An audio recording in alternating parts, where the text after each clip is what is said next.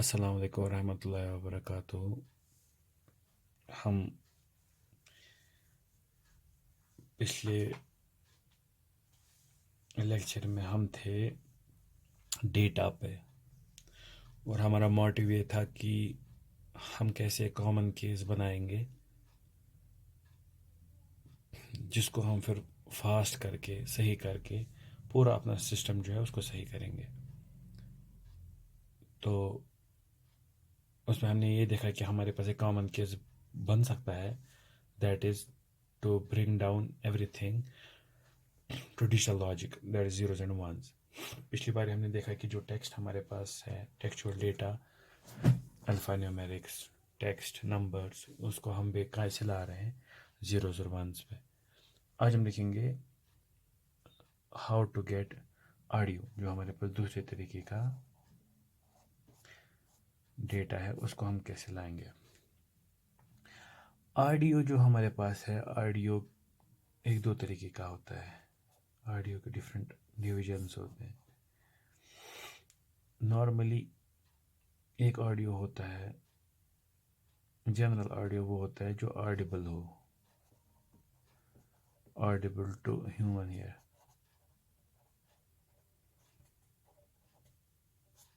ठीक,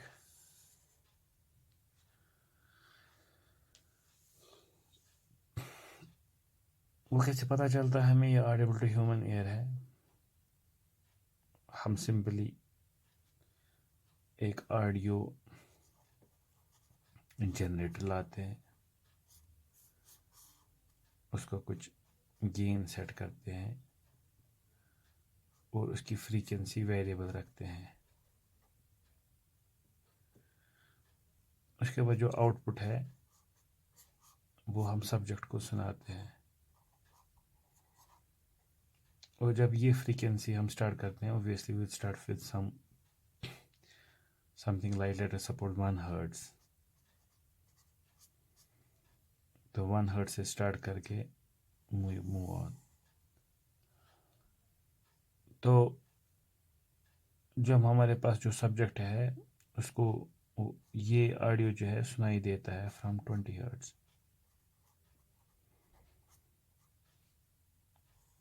और बराबर 20 किलो हर्ट्ज तक। 20 किलो हर्ट्ज के बाद अगर हम फ्रीक्वेंसी इसको बढ़ाते हैं, फ्रीक्वेंसी तो दिया निकलती है, यानी आपका जो स्पीकर है वो आउटपुट दे रहा है, लेकिन जो ह्यूमन ईयर यहाँ पे है वो इसको रिसीव नहीं कर पाता। इनफैक्ट रिसीव भी करता है, लेकिन जो ह्यूमन ब्रेन है उसको परसीव नहीं कर पाता। तो तभी हम बोलते हैं कि जो हमारे पास ऑडिबल यानी ऑडियो है, इसकी जो फ्रीक्वेंसी है, इसकी फ्रीक्वेंसी है 20 हर्ट्ज से लेकर 20 किलो हर्ट्ज। लेकिन ये जो 20 हर्ट्ज से लेकर 20 किलो हर्ट्ज तक, ये हमारे पास पूरा जो स्पेक्ट्रम है सारा यूज़ नहीं होता, इसीलिए इसमें कुछ चेंज हैं और दो हिस्से हो जाते हैं। एक बन जाता है वोकल ऑडियो, दूसरा हमारा बन जाता है म्यूज़िक। वोकल ऑडियो हो गया वो ऑडियो जिसमें हम बात करते हैं।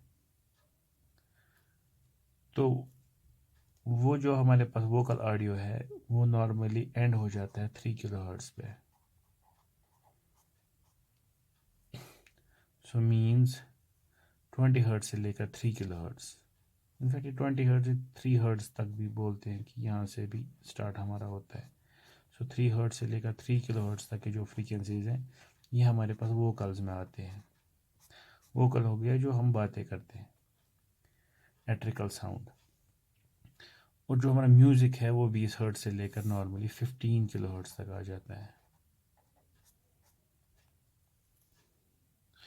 तो अब आप यहाँ पे सोच रहे होंगे जो ऑडियो जनरेट यहाँ पे किया ये क्या था? कुछ नहीं, ये सिंपली एक फॉर एग्जांपल एक साइन वेव जनरेटर है, सिंपल साइन वेव जनरेटर, जैसे आपका सिग्नल जनरेटर होता है। तो अगर आप ये पर्टिकुलर एक्सपेरिमेंट करना चाहते हैं लैब में, तो कुछ नहीं करना है, सिंपल एक सिग्नल जनरेटर लीजिए, उसका जो आउटपुट होता है एक स्पीकर को दीजिए, उसके बाद फ्रीक्वेंसी बढ़ाते जाइए और आप खुद भी ये टेस्ट कर सकते हैं कि कहाँ से लेकर कहाँ तक हमें सुनाई देता है और उसके बाद सुनाई नहीं देता है। तो ये जो हम वेव यहाँ पे प्रोड्यूस करें मैकेनिकल वेव है, ऑडियो वेव है, जिसमें आपके पास एक साइड से टाइम जाता है, दूसरे साइड से आपकी प्रेशर डिस्टर्बेंस जाती है विद रेस्पेक्ट टाइम। तो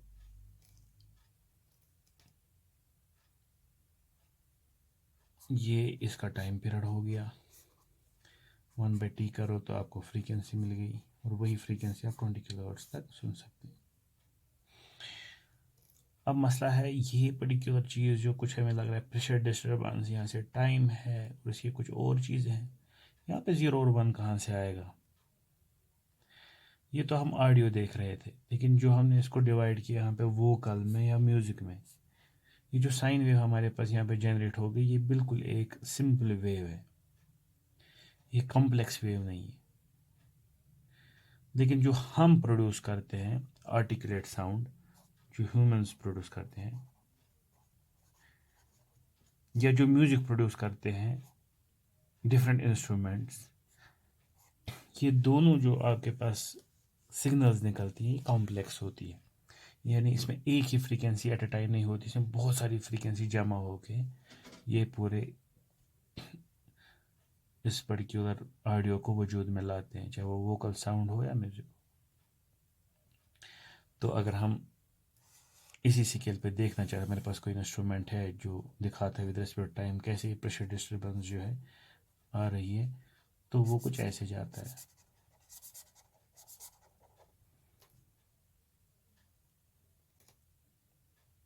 अब यहाँ पे इंसान और दो बार हो जाता है कि ये चीज़ जो ये फ्रीक्वेंसी यहाँ पे डिफरेंट कॉम्प्लेक्स वेव है, इसको मैं कैसे जीरोज और वंस में रिप्रेजेंट करूँ, because I need a common case.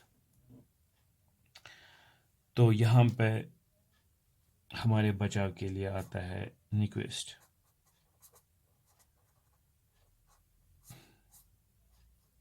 जिसने न्यूक्विस्ट ने सैम्पलिंग थ्योरम दी। उसने बोला है कि अगर आप किसी भी एनालॉग वेव को डिजिटल में कन्वर्ट करना चाहते हैं, आपको एक प्रोसेस से गुजरना है। सो सबसे पहले आपको करना है एक प्रोसेस, उसको बोलते हैं हम सैम्पलिंग।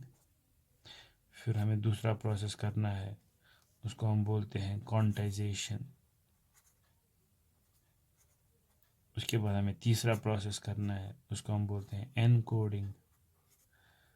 और एनकोडिंग का आउटपुट जो हमारा होता है वो होते हैं जीरोज एंड वंस। चूँकि ये सैम्पलिंग, क्वांटाइजेशन, एनकोडिंग आपके डिजिटल इलेक्ट्रॉनिक्स में भी और डिजिटल कम्युनिकेशन में भी आए होंगे, तो यहाँ पे इसको एलैबोरेट करना सही नहीं है। तो आप समझ गए होंगे कि बेसिकली जो आपकी ये वेव है इसको सैम्पलिंग करना है। मगर अभी हम इसको नेचुरल एब्स्ट्रैक्शन में देख रहे हैं, क्योंकि हमारे पास प्रेशर डिस्टर्बेंस है, हमारे पास टाइम है। तो अगेन आपको पता होगा कि आपको कोई ट्रांसड्यूसर चाहिए जो आपके इस डोमेन को चेंज करके इस साइड से टाइम रखेगा और यहाँ से वोल्टेज रखेगा। यही चीज़ आपकी वोल्टेज डिस्टर्बेंस होगी। यहाँ भी आपके पास वोल्टेज डिस्टर्बेंस के हिसाब से आपका आउटपुट होगा। तो ये सैम्पलिंग करना, क्वांटाइजेशन करना, एनकोडिंग करना, ये तीनों चूँकि इलेक्ट्रिकल डोमेन की चीज़ें हैं, क्योंकि अब आपकी वेव इलेक्ट्रिकल डोमेन में आ गई तो आप ये चीज़ पे कर सकते हैं। जो आपको आउटपुट मिलेगा वो बिल्कुल एक डिजिटल वेव होगी। आपके पास जो इन्फॉर्मेशन होगी वो होगी in the form of zeros and ones. तो ऑडियो को भी हमने ला दिया ज़ीरोज़ और वंस में, जो कि नॉर्मल दिखता लग रहा था कि कैसे लाएंगे। बस इसमें हमें इस चीज़ का ख्याल रखना है कि तो हमारा नेक्स्ट डेटा जो है that is pictures.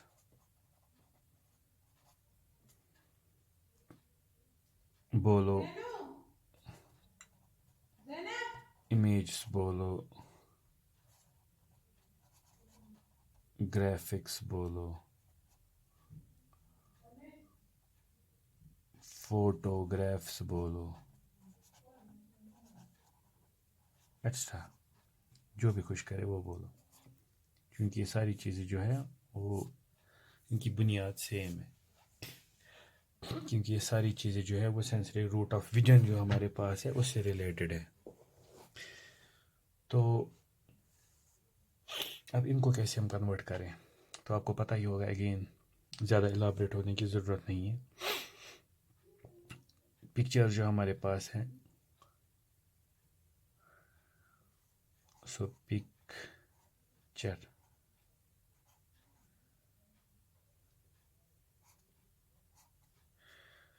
It's made up of pixel.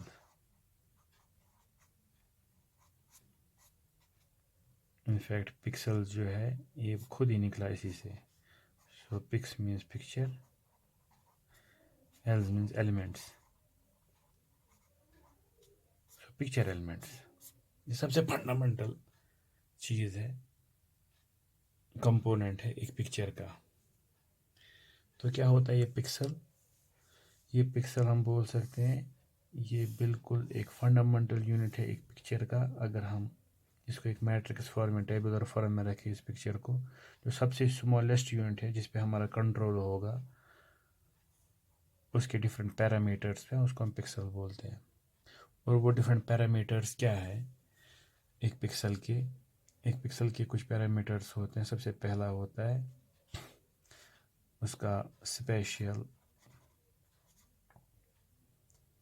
Locus. उसका मतलब है ये पिक्सल अगर हम यहाँ से x लेंगे, यहाँ से y लेंगे, तो ये x y जो हमारे पास है एरिया, इसमें इसकी प्लेस करते हैं लोकस कहाँ पे है। दूसरा होता है इसका वैल्यू, नॉर्मली जिसको हम बोलते हैं इंटेंसिटी वैल्यू, यानी इस पिक्सल का क्या वैल्यू है, इसकी इंटेंसिटी कितनी है। फॉर एग्जाम्पल अगर हम एक ब्लैक एंड वाइट इमेज लें, तो अगर हम इसका पिक्सल देखेंगे, इसका स्पेशियल लोकस जो हो सकता है वो कहीं पे भी हो सकता है। If I take x from 0 to 100 and y from 0 to 100, तो x 0 y 0 से लेकर x 100 y 100 तक कहीं भी इसका स्पेशल लोकस हो सकता है। और जो इसका इंटेंसिटी वैल्यू है वो हो सकता है आइदर 0 और 1, वायरिन हम बोल सकते हैं 0 means black and 1 means white, क्योंकि हमने इमेज ली है ब्लैक एंड वाइट इमेज। इसी तरीके से अगर हम कोई ग्रे स्केल इमेज लेते हैं,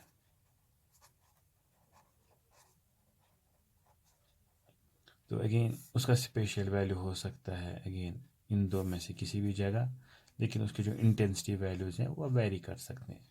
तो intensity values normally can be from 0 to 255, कोई भी, जहाँ पे पूरा 0 मीन्स ब्लैक, पूरा 255 मीन्स फुल वाइट, और जितने भी वैल्यू 0 और 255 के बीच में आते हैं वो बाकी आपके पास ग्रे के स्केल्स हैं। इसी तरीके से हमारे पास इमेज हो सकती है कलर्ड,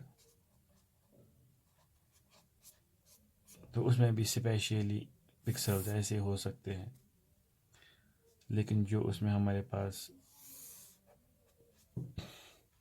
इंटेंसिटी वैल्यूज़ हो सकते हैं वो अब हो सकते हैं रेड के अलग, ग्रीन के अलग, ब्लू के अलग।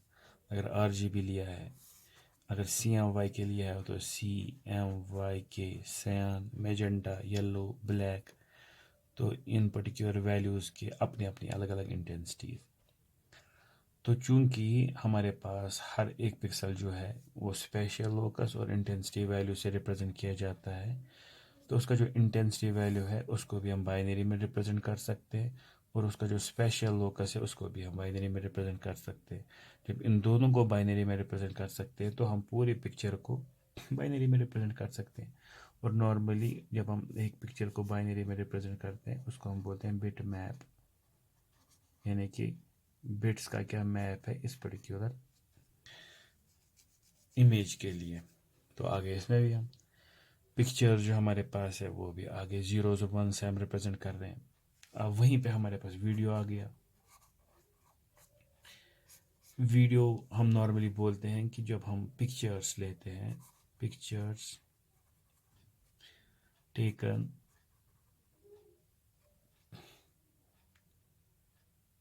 or snapped at a very fast rate। ये हो गया जब हम वीडियो उठाते हैं। उसके बाद pictures displayed and changed at a very fast rate। ये हो गया जब हम डिस्प्ले कराते हैं, जैसे डिस्प्लेज में होता है। तो इसका मतलब है जो वीडियोस होते हैं वो भी असल में पिक्चर्स ही होते हैं। जब बहुत सारे पिक्चर्स हम पर सेकंड लेते हैं तो वो वीडियो बन जाता है। जब हम पिक्चर्स को 001 में दिखा सकते हैं तो ऑब्वियसली वीडियोस को भी बिल्कुल हम दिखा सकेंगे।